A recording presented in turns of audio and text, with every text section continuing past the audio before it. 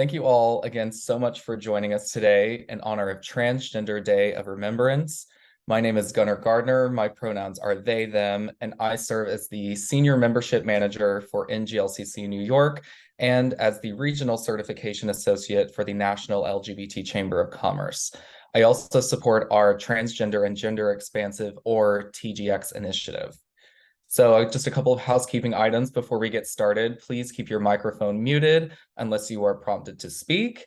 If you haven't done so already, you can click the three dots in the corner of your video, click rename, and add your pronouns next to your name. As you can see, we're recording this webinar, but we will only be recording the informational parts of our special guest speaker's presentation. Any sharing from participants that gets recorded will be deleted from the recording, just so you're aware. And lastly, we encourage you to please use the chat box, introduce yourself, ask questions, plug your LinkedIn, support one another throughout the program. This webinar is meant to be interactive and engaging, and the chat box is a great way to do that. So before I introduce today's speaker, I wanted to give a huge thank you to our local affiliate LGBT Chambers of Commerce who co-sponsored this event and shared it within their networks. If you're a member of your local LGBT chamber, please react using a heart emoji or a wave emoji, confetti emoji, anything so we can see how many on the call are supporting their local affiliate LGBT Chambers of Commerce. So without further ado, I'm pleased to introduce our special guest speaker, Megan Crutchley, who will be hosting today's webinar. Megan Crutchley is a national board certified health and wellness coach, speaker, writer, and the CEO of Habit Queer, an LGBTBE certified company founded to provide solution-focused health coaching to queer professionals, integrating their expertise in nutrition, sleep, stress and recovery, fitness, and behavior change. Megan created the membership community Queer Health Revolution to help queer professionals discover their unique path to health and wellness, one habit at a time. So without further ado, Megan, the floor is yours. Hi, everyone. Thank you so much for being here. I really appreciate it. I know everyone is busy and taking time out to pause and acknowledge what's happening right now in our queer community, specifically in our trans community, and also acknowledging what's happening in the world just as human beings is, I think, something that's really important. And so I'm very grateful to the National Chamber for giving me this platform. I'm also very honored to be doing this work because for me, this work is an offering to my community. I owe my life to my community. And so whatever is helpful for you today, please take with you and spread out into the world in your own unique way. And whatever is not helpful for you, just leave it aside. And I kind of take that type of mindset into anything that I'm going into. And so let me take a minute and share my slides. Okay. This will be interactive today. This is not going to be something, however, where I'm going to ask you to do anything that you're not comfortable with. And so feel free to opt out of any of the activities that we do if you feel more comfortable just listening and being here together with us. And so this is my company, Habit Queer. Everything that I do is working to help improve the health outcomes of the queer community. We have some of the worst health outcomes of any group in the United States. And if the last few years has been any indication, we're going to need a lot of support from each other and from our allies in the next year leading up to the election in our country. And so I always say I'm only in it for the queers. In my professional life as a health coach, I only work in the queer community. And yeah, and so today we're going to be talking about ways in which we can allow for space for our grief, and then also remember life, and how we're going to use our daily habits to sustain our light in a world full of darkness as well. And so today we're going to be talking about compassion. We're going to be talking about how we can engage with ourselves and within our community. And I know that there are people on this call who are both within the queer community, who are in the trans and gender diverse communities, and who are also allies who are here to support.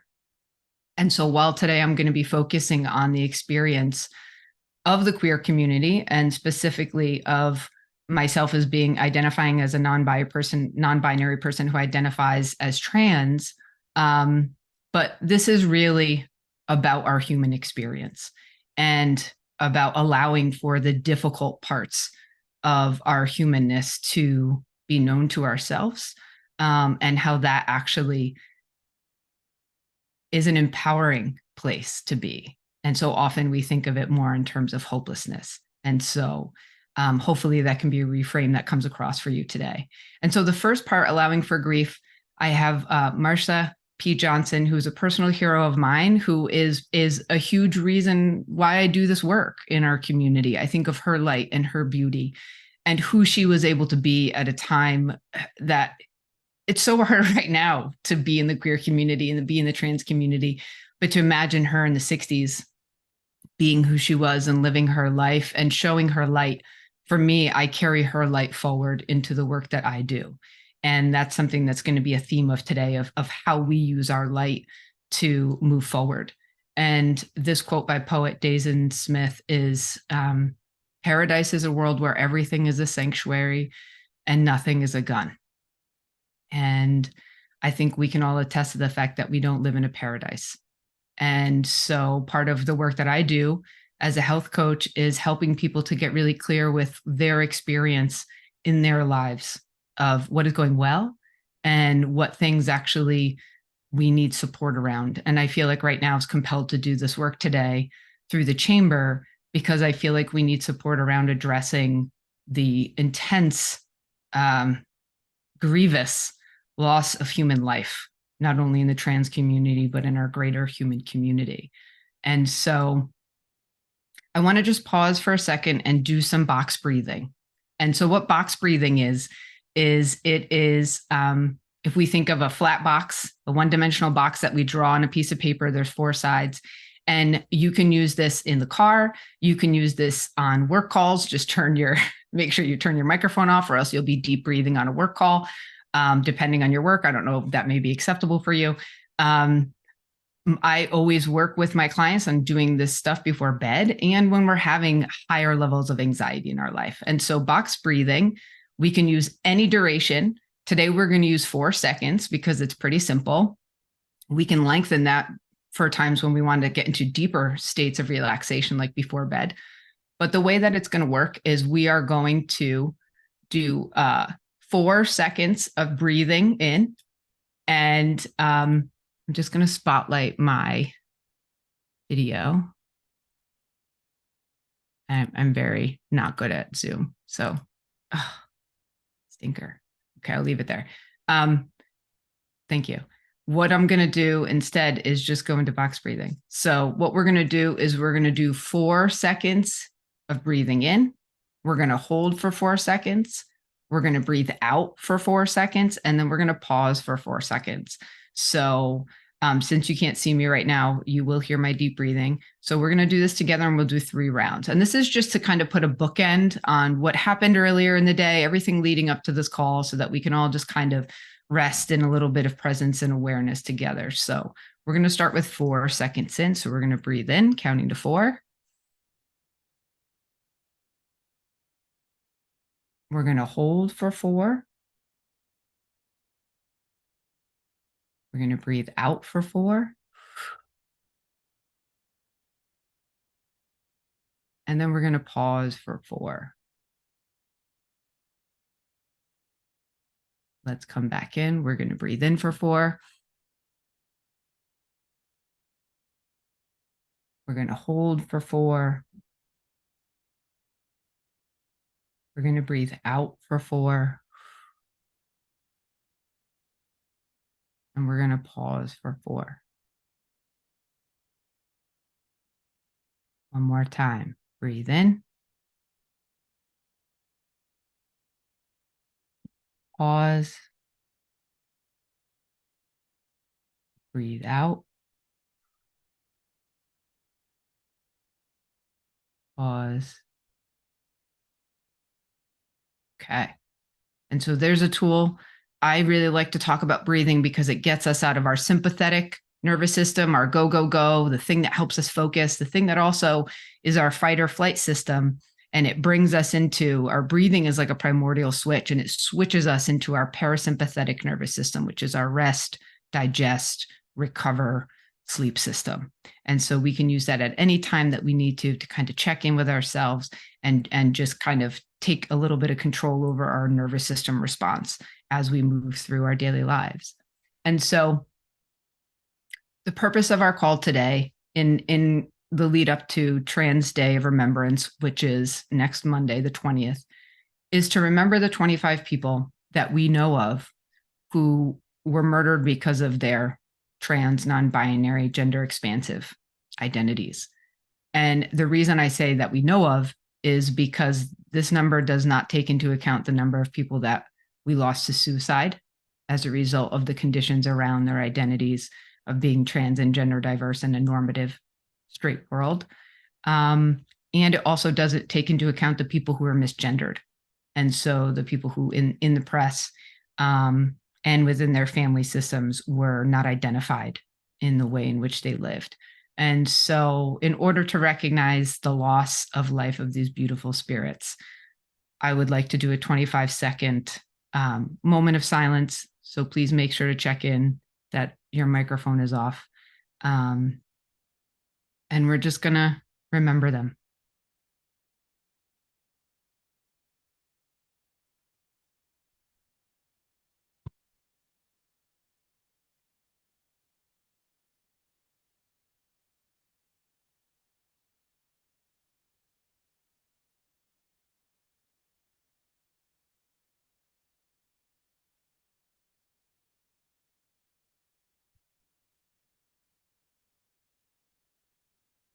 And if we look at the images, you may not necessarily know someone who you could identify as trans or gender expansive.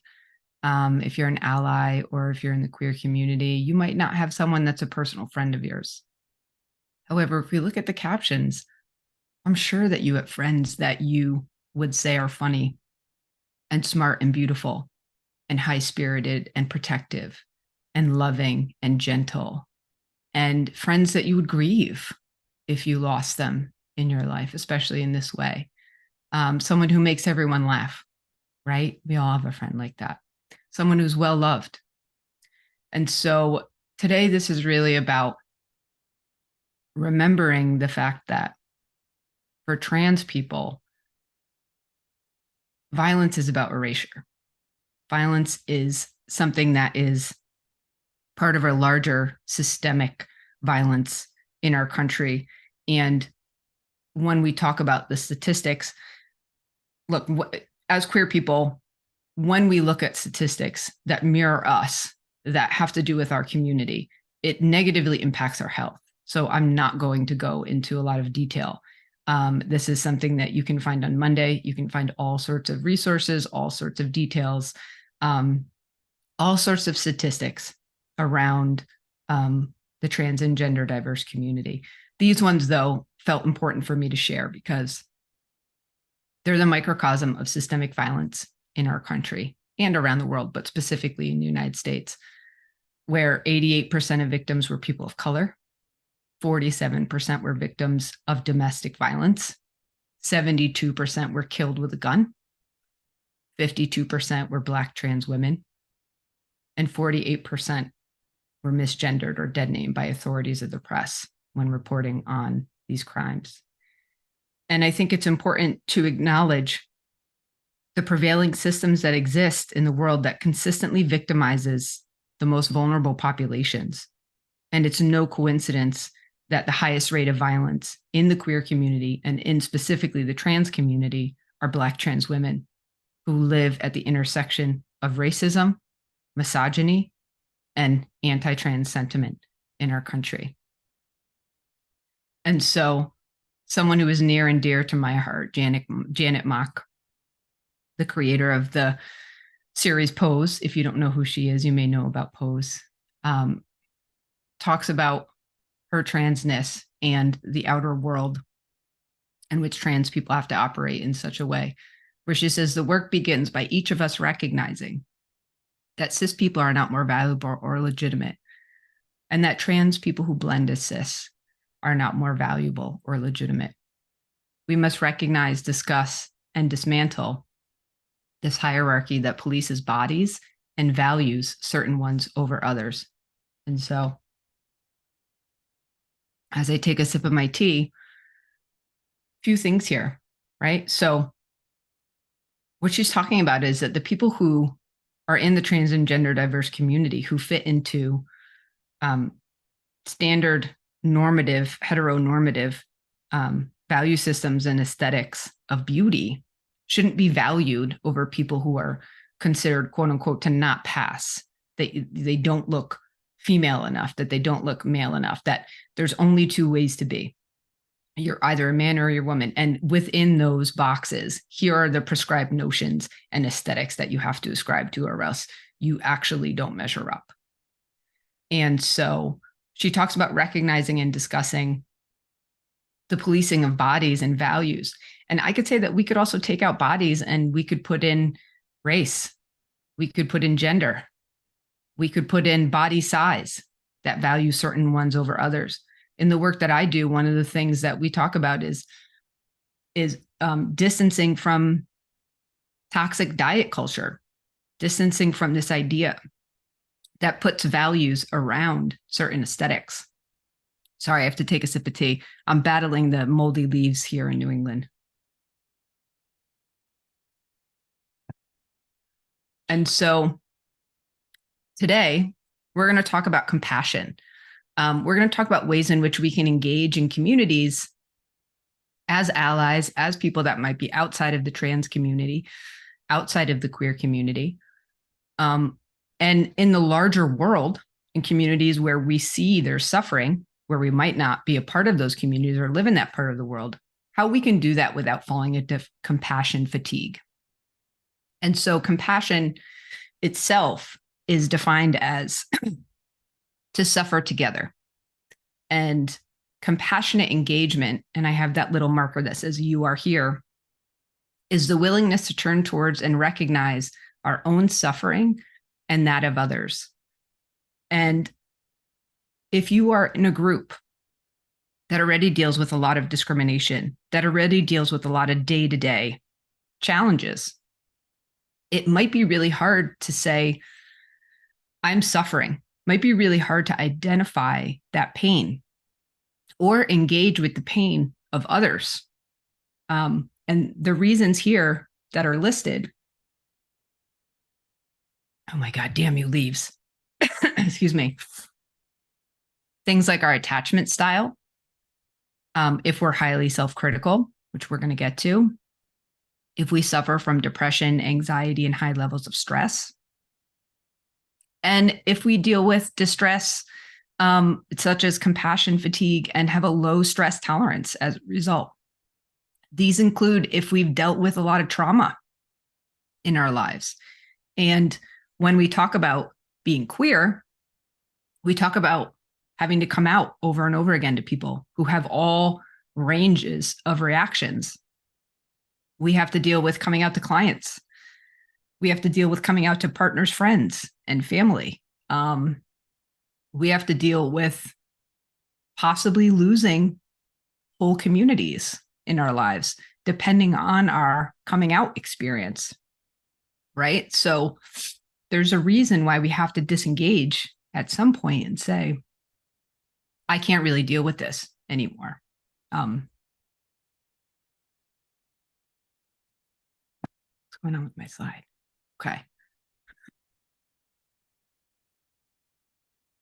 Excuse my voice. And so when we're talking about engaging in our own suffering, the awareness that we're suffering, that this is hard, is just part of the process. We also have to notice our language and our stories. So studies show a significant link to symptoms of depression if our increased awareness of suffering isn't met with increased self-compassion. Instead of just, oh, why can't I get through the day? Why am I so sensitive? Maybe it's, damn, being human is hard as fuck. One of my clients said that this week. Why is being human so hard? I said, it just is. But the fact that we can say that, what she used to say is, why can't I just keep going? And the fact that that language changed for her was a big marker of her self-acceptance and growth as an individual. That, like, actually, this is hard. I'm not falling down because I have some sort of moral failing. This is actually really fucking hard. I like to swear. Sorry. Sorry, not sorry. Our observations, if our observations are associated with reactivity, so rumination or worry or shame, I'm sure if you thought about it for a quick second, you could come up with all sorts of stories that you tell yourself right away when you find yourself falling down or when you find yourself struggling. And for queer people, it goes right to shame. I'm not worthy. I'm not enough. I have to do more. This is why people don't accept me. And then also, if we don't take steps to explore what might alleviate our suffering, which is going to be the second part of this, which is compassionate action. And so right now I want to pause. We're going to do a little practice. But first, I want to ask a question. What would it feel like if we related to our own pain and suffering with more openness and acceptance instead of denial and self-pity?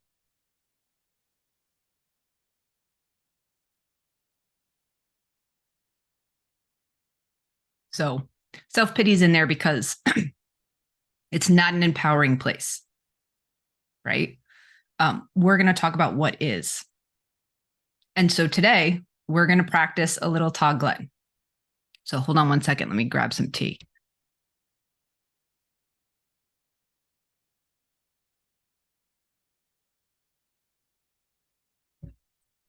So Todd Glenn is a practice that is borrowed from ancient Indian Buddhism. I was a Buddhist studies major in college. And it's a mind training practice. Doesn't have to do with religion. And it means sending and receiving. So Tong means sending out. Len means receiving or accepting. And this is going to help us actually get a little balance. And so what often comes up for people is, I want to be kinder to myself and have more self-compassion, but it's really hard when I'm feeling like shit and when I'm feeling like shit about myself. Yes, it is. So oftentimes when that happens, our perspective has gotten really narrow. We've gotten to like a pinpoint, gotten to like this tiny little space where the only thing that lives is all of our faults and all of the things that we're not doing right. And so what this practice does is it helps us to open up. It helps us to open up and to see and include a larger context in our lives aside from just our suffering. And so if you would like to do this with me, oh my God, I'm so sorry about my voice. We're going to just relax for a few seconds in our just basic awareness of being on this call.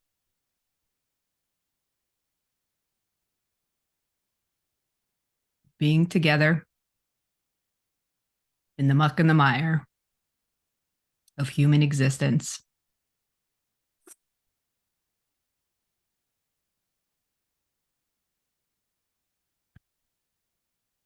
And then we're going to bring in the texture of how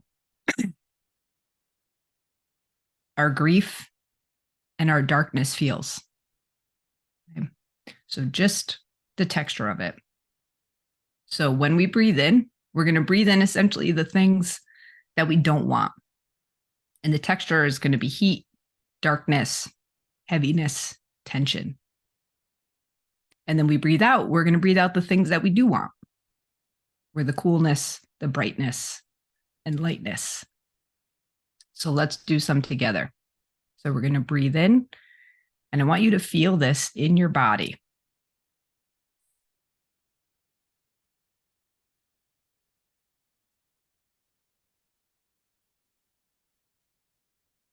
Long breath out. So we'll do a few rounds. So the heat, the darkness, the tension.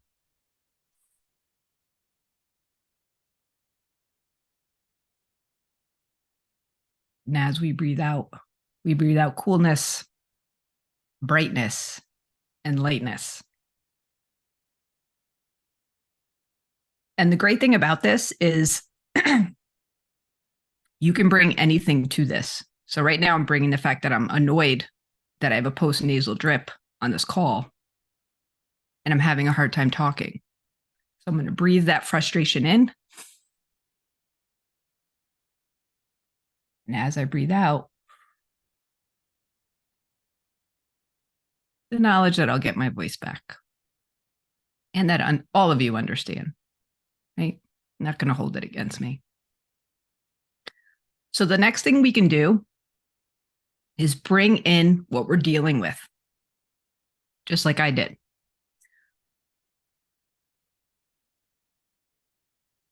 So we can breathe in feelings of inadequacy. We can breathe in frustration at a work call we had today.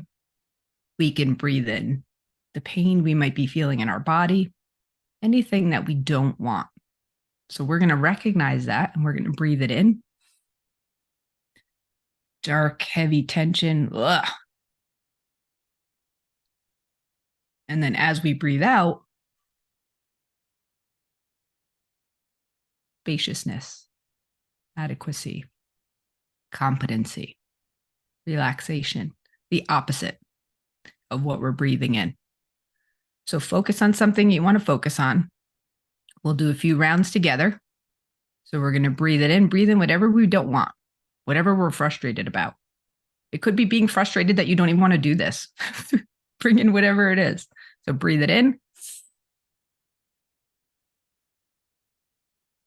And then breathe out the opposite, what you do want.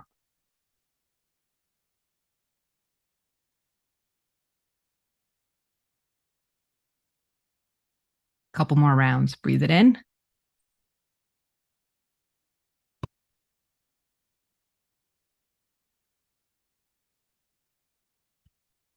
And breathe it out.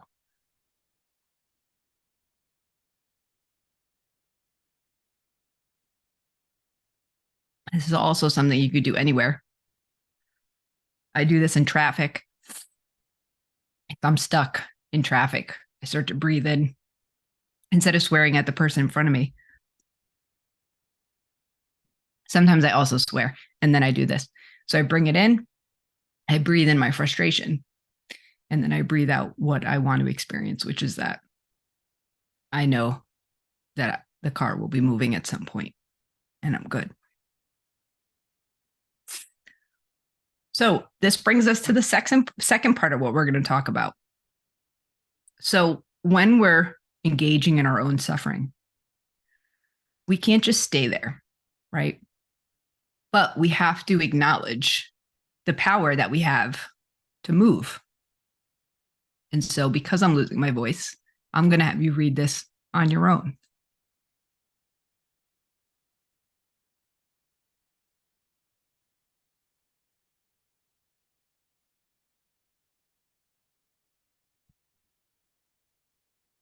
Bell hooks. She never gets it wrong, does she? Hits it out of the park.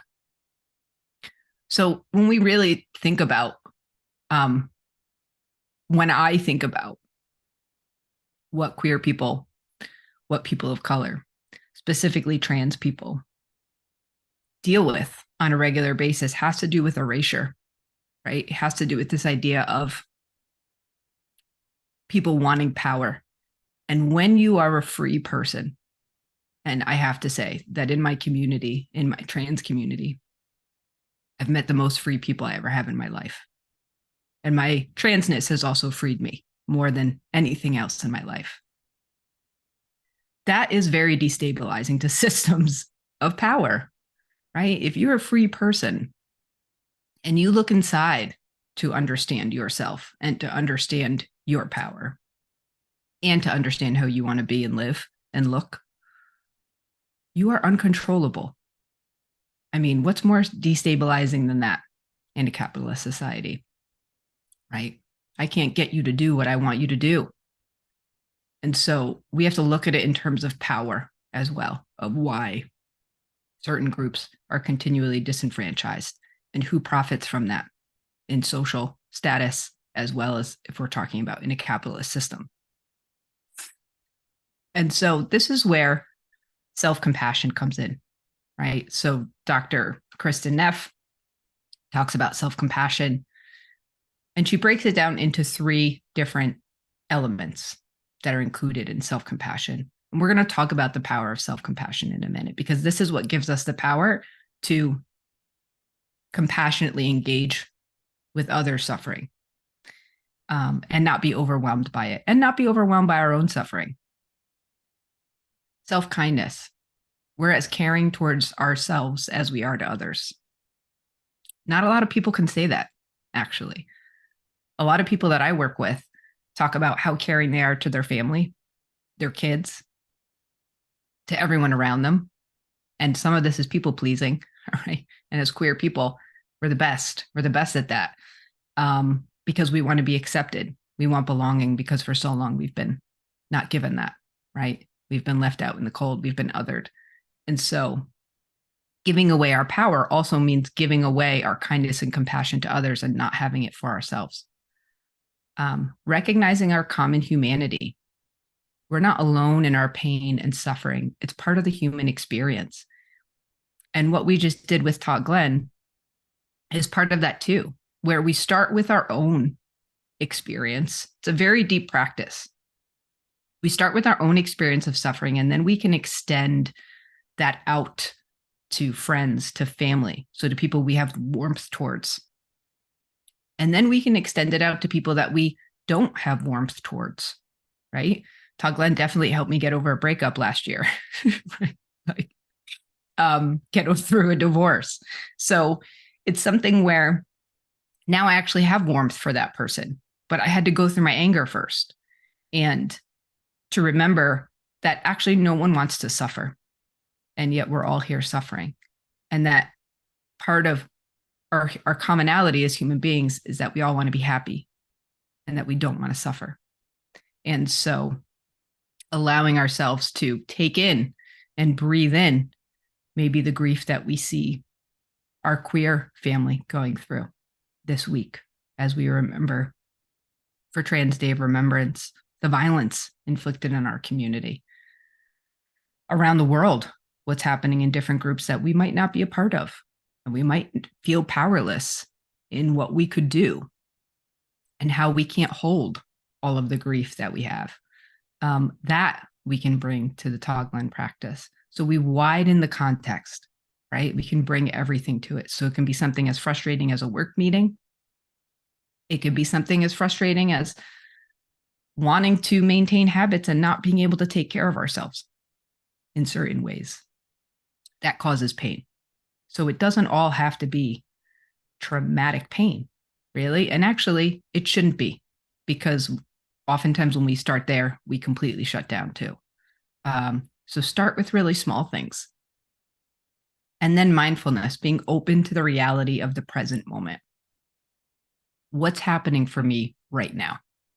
How can I tap into this in some small way?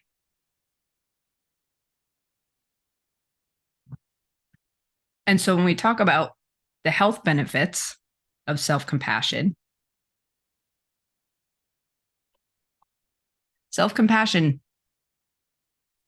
it's more than looking in the mirror and going, I like you. You know, that old adage of, the old Saturday Night Live skit for people of a certain age on this call. Jack Handy. I like, people like me.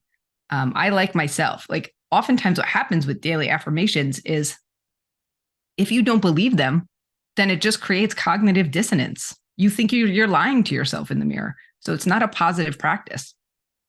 And so what we have to do instead of, we can get to that point, but we have to actually believe that if we're saying it. We can't just say it. And so our self-compassion allows us to be kinder to ourselves. I'm suffering. Other people suffer. And I'm not into the suffering Olympics. Everyone's suffering is valid. Everyone's suffering is valid. It's part of our experience as human beings.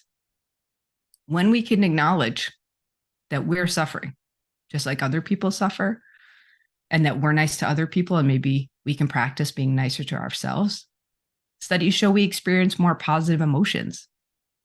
That actually leads to greater well-being, which leads to greater life satisfaction. The feelings of warmth that we get because of our kindness to ourselves, where we're not being cold and rigid with ourselves anymore, releases oxytocin. Oxytocin is known to be cardioprotective. I'm going to start really geeking out.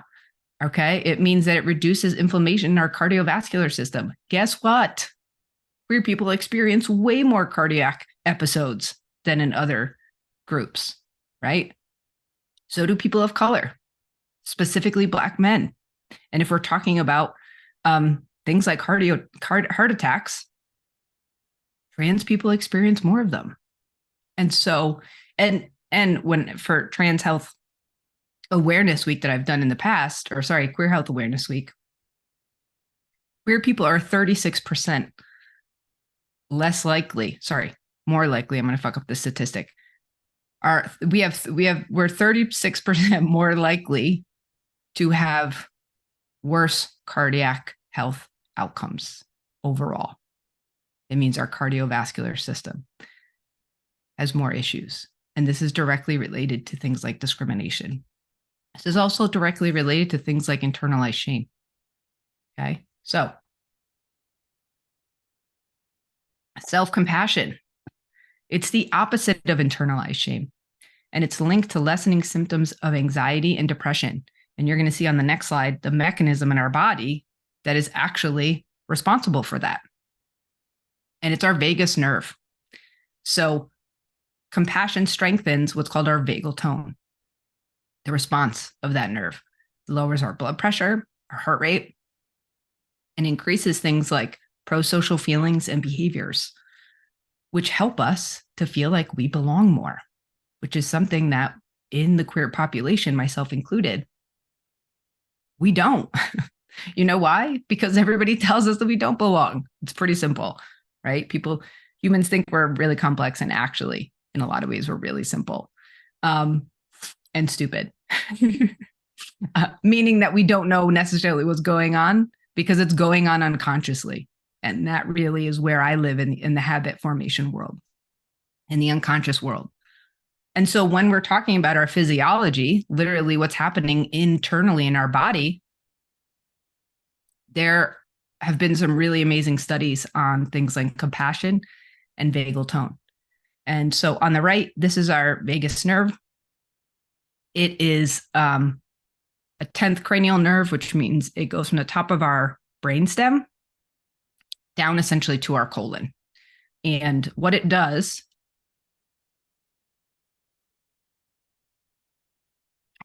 is it's a pathway between our brain and our body. And high vagal tone is an expression of overall good health. It's also the thing that helps us regulate our facial expressions, gestures, things like speaking and listening. And so this is where we're getting input internally, and that's going up to our brain, and then from our brain back down to our body, regulating our systems through our autonomic nervous system, our unconscious nervous system we don't control. But it's also taking in information from our environment. Are we safe? Is this fun? Is this party lame? Like all of these different things, right? Should I leave? Does this feel good to be in this group of people? All of these things are happening constantly over and over and over again. And it's the job of our vagus nerve to regulate how we're responding to that. Feelings of connection and engagement. Also, it innervates with almost every organ in our body besides our bladder, pretty much is the only organ it doesn't innervate with. And so it affects our mood. It affects things like anxiety, also affects our recovery. And so the vagus nerve, when we talk about, for instance, symptoms of anxiety, usually when we're feeling anxiousness in our body, our heart rate goes up, we feel tension, so our muscles are actually tensed, our blood pressure goes up, and our breathing quickens. We might have issues with digestion. Our immune response gets dampened because we're in a threat response. And if we're in this for a long enough period of time, we have stress-induced autoimmune diseases, things like IBS. And look at the very bottom. Our vagus nerve also innervates with our intestines and regulates things like our gut microbiome. So these are all of the things that come about with an anxiety response. And compassion, there's a really cool study that measured HRV, which is heart rate variability, which is the space in between your heartbeat. It takes into account your heartbeat, the space in between, and what the pattern that makes. And what they found is that when people watched videos, and they did 4 different studies within one study, and they found that when people watched videos that elicited compassion, their heart rate slowed, their breathing and respiration slowed, their vagal tone increased, blood pressure went down. So symptoms that we would associate, physical symptoms with anxiety, were dampened when we showed compassion. This is self-compassion, and this is also compassion for other people. So if we're talking about showing ourselves self-compassion and we think that we don't deserve it, or that we actually need to be hard on ourselves because that's what pushes us forward, it's not. That's what gives us diarrhea. That's what makes our heart rate go through the roof. That's what increases things like internalized shame. Okay. That's one way that we make ourselves sick. Okay. And it's not just the queer community, obviously, but every queer person that I've worked with, once we started to uncover and work through and broaden the context and allow for shame language to exist, and that was a normal part of our experience because of what we incurred as queer people, that was the turning point for all of them. And it doesn't matter what people were working on, weight loss, climbing mountains, whatever it is, lessening their, dealing with stress management, being able to sleep better, all of it.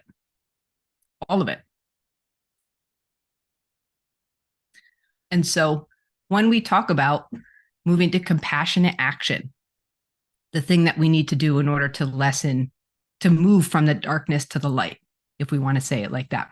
I'm going to grab some tea. Hold on. If we're getting ourselves out of that place of grieving, of suffering, where we say, okay, now I can see that I'm suffering. Remember, we can't stay there, because that's where we're just going to fixate on it. We're going to overly self-identify with it. The thing that gets us out of that helps us move forward in our life for ourselves and for other people, is compassionate action. And so we can do things like breathe each day. We can do box breathing, even just slow, deep breaths. Doesn't have to be anything that's prescribed other than that. We can use that Toglen practice so that we don't, choke our siblings when they do stupid shit. This is a really good time to be talking about this because Thanksgiving's coming up, which is problematic in itself. But one of the things that makes it even more problematic, especially for queer people, is family. Yay. Okay. So I encountered that this week with my family. In fact, I was all excited about this webinar, doing queer things for my community. And I got my hair cut, liking the way I looked, and I got an awful response from my mom and my sister. I've been out since I was 17, cutting off all my hair since I was 18. I'm 43. We're still talking about this because so many people want to talk about how they would rather you be. Whereas for queer people, we stand in the face of that. That has to do with someone else's expectations, right? And usually it has to do with someone else's expectations of themselves that they're not living up to, something that they've internalized. Free people are dangerous. It reflects back to you exactly how you're not free. Okay. So anyway, going back to breathing, right? So any type of just paying attention. Ooh, I'm getting worked up. Ooh, my heart rate's going. Let me take 30 seconds and just take a breath. Okay. Finding flow. This is a really, really big one for people. Finding flow. So things that bring you joy, hobbies, time in nature. That's one of mine. Playtime. I had a couple weeks ago, I played laser tag and basketball with my nephews. And it was like one of the best days I've had in a long time. I just played one Sunday. They loved it. I loved it. It was great. Just having that unstructured time that we know is so important for kids. And then we forget about that as adults when really we're just kids in bigger bodies. I mean, let's be real. But we also need to put boundaries around this time. We're really good at scheduling in everything for work, for our clients, doctor's appointments, and we have to schedule in this time for ourselves, for joy, because we can't just make ourselves be joyous, right? That would be great. If we could, this would not even be a thing, what we're talking about today. We could just flip a switch and do it. Just like sleep. We can't just force ourselves to sleep. Go to sleep, right? Like, how scary is that? We have to nourish the environment and the conditions around those things in order for them to take place. That's why I have the boundary around that, because we have to put a boundary and we have to schedule in our time for ourselves, or else it doesn't happen. You could say whatever you want, but if you don't schedule it, we're in a very overscheduled world. If you don't schedule and block out, here's this unstructured time for myself, here's the time when I get to do whatever I want, it won't happen. And that's the time when we fill up our cup. That's the time when we actually spill out stuff from our stress bucket, the accumulation of stress, because stress is accumulative, but so is recovery. So if we're doing these small things throughout the day, throughout each week, throughout each month, we're going to feel better.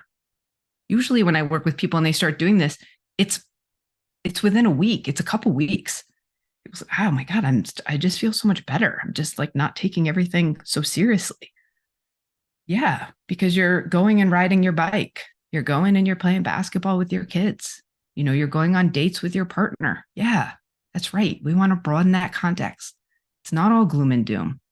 We have the dark and the light. And then listening to your stories. And yes, that's a cassette.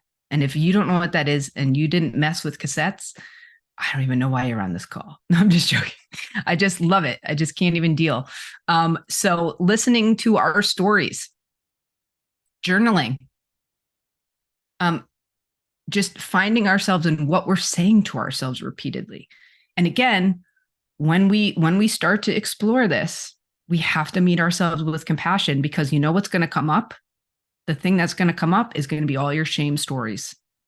It's going to be all the things that you say to yourself to hurt yourself. It is.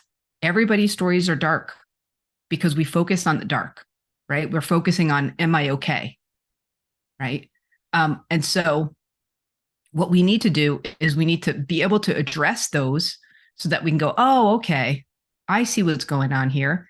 And we can even name them in our head when that voice comes up. Like I have my voice, that's my shame voice, or I could be doing better, or I should be doing more work on my business when I'm really exhausted. And is Amy the asshole. So when Amy comes up, I'm like, here we go, this asshole again. And I get to have a distance between me and them, right? Amy's kind of a Karen. So sorry if your name is Karen, but so I envision her as, you know, this archetypal, like annoying person to me. And it allows me to distance myself from them and say, okay, that is one thought or one story that's in my brain, when we literally go through millions of thoughts a day. And so we only grasp onto and hold close to the ones that are aligned with our beliefs of ourselves. And so the way that we start to understand what we're actually believing to be true about ourselves is we pop in that cassette. You know exactly how it sounds if you used to mess with cassettes.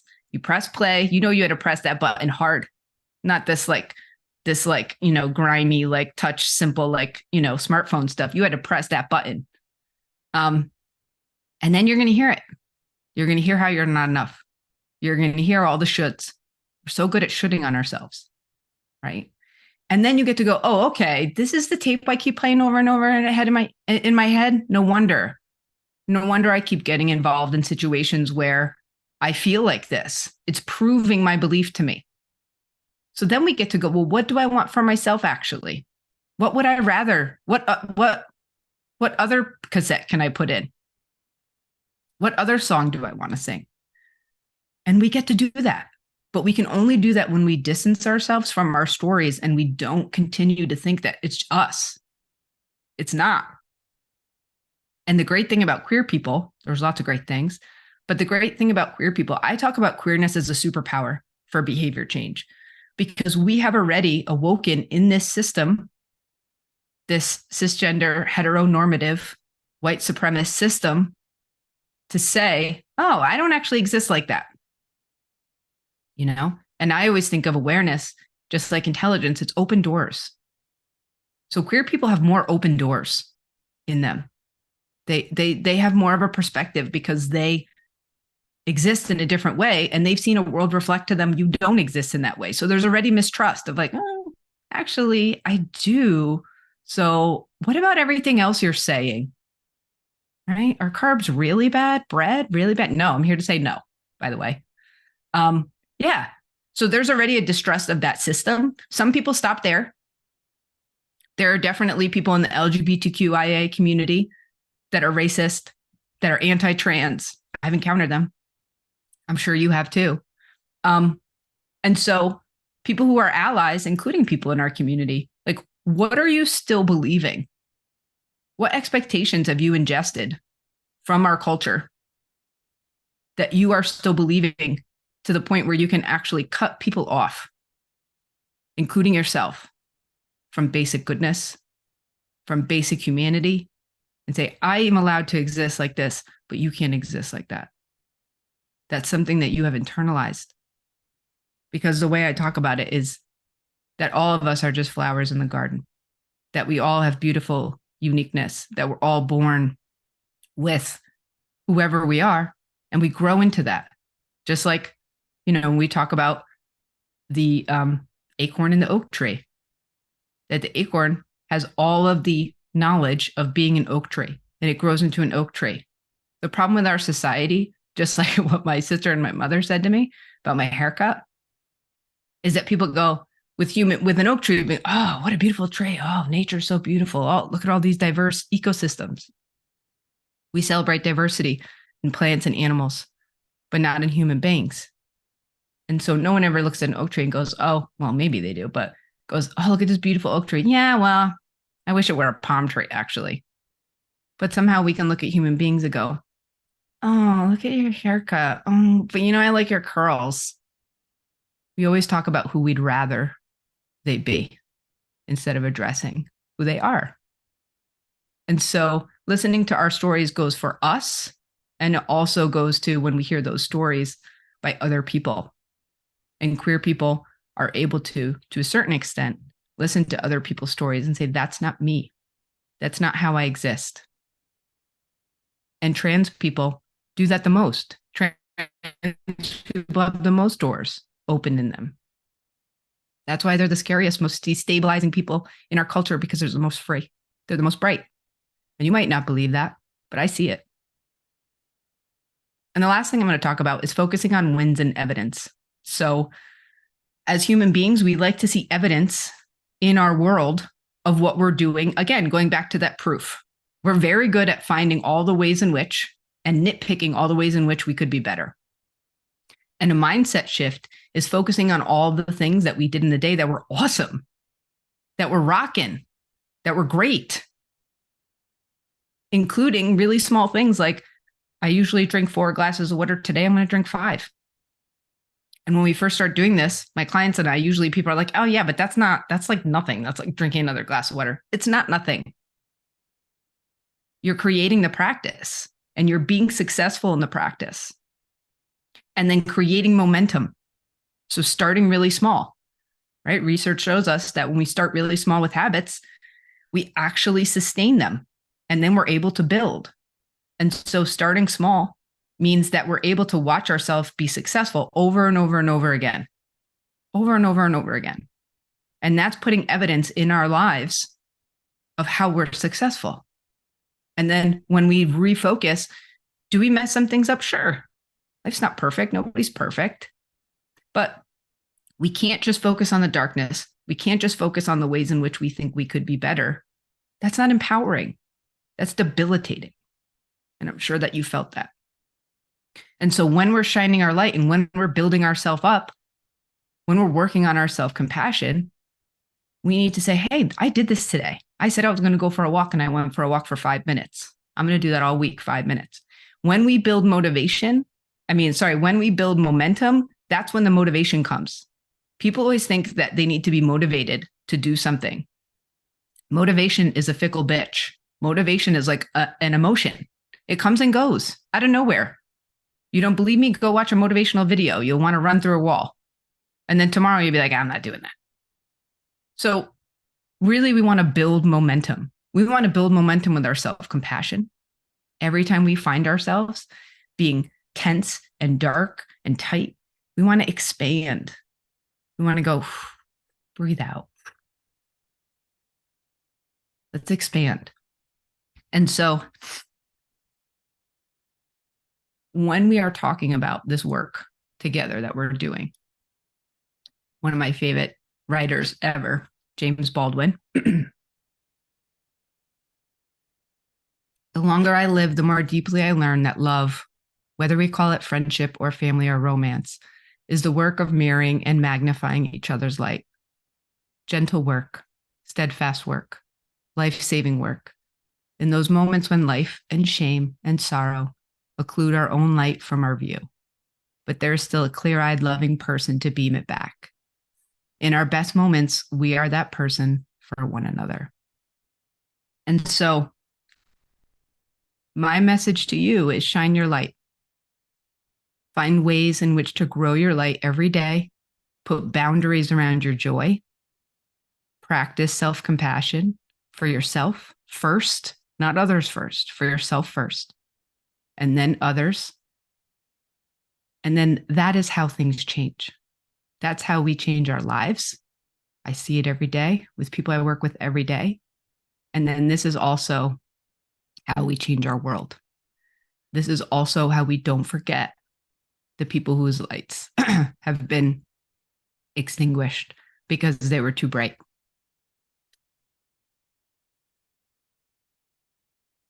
Thank you. Thank you for coming. Thank you for spending time. This is me. This is my Queer Health Revolution. I'm starting a membership that's going to happen in the new year, just to have a safe space away from social media, away from the vitriol, to work on health behaviors together. And then connecting on Instagram, Habit Queer, the name of my business. And on LinkedIn, you can find me under my name. So thank you so much.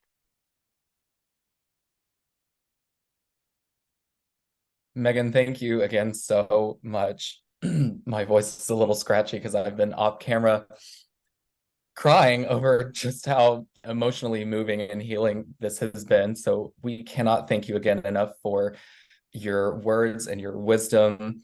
Thank you. I'm going to share in the chat if anybody who is still on, we're a little bit past the 3 o'clock mark, but that's okay.